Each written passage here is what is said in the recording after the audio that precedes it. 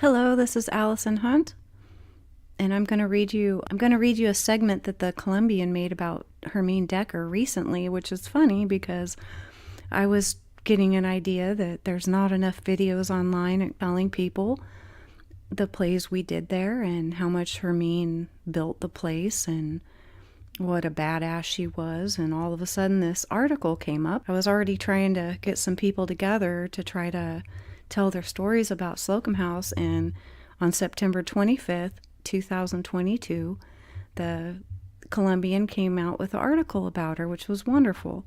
So I'm going to read you this article. A 1960s Clark College student recalls his drama instructor, Hermine Decker, 1908 to 1996, zipping around the town in her red Opel Kadett.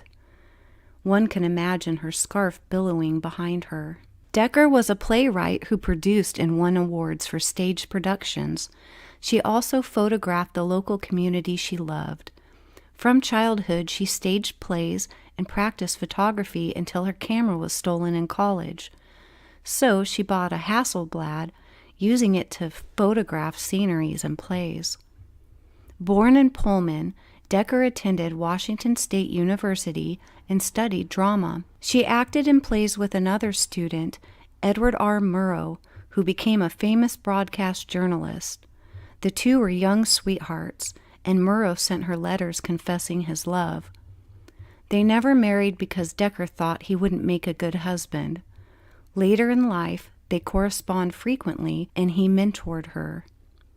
When approached for details for Murrow biographies, Decker declined, keeping the romance discreet. She claimed in an oral history she burned the letters at Murrow's request, but 28 letters and 2 telegrams resurfaced after her death. An active director and dramatist, Decker won a 1946 award from Stanford University, you go girl, for The Festered Lady, one of several she would earn in her playwriting career.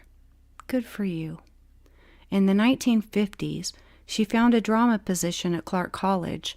A taskmaster, she produced 2 plays a quarter at Clark, insisting each student perform one and work in the production crew of another.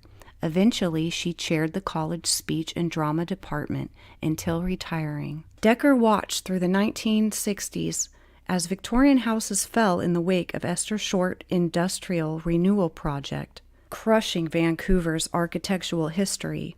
As the project advanced, it looked like none of the old houses near Esther Short Park might be saved. Robert Hidden, a former city councilman and a Fort Vancouver Historical Society member, argued for saving one of them, but just one stood, the Slocum House. The former Charles Slocum family home rose alone above the empty city block. Purportedly, Slocum, a well-to-do Vancouver businessman, built this house in 1867, but no evidence confirms that. Interestingly, a local paper didn't report the laying of its foundation until 1877. When Hidden showed the Victorian home to Decker, she told an interviewer, "It hooked me." She immediately asked if it might hold a theater. Soon the two convinced the Vancouver City Council to keep the last historic house.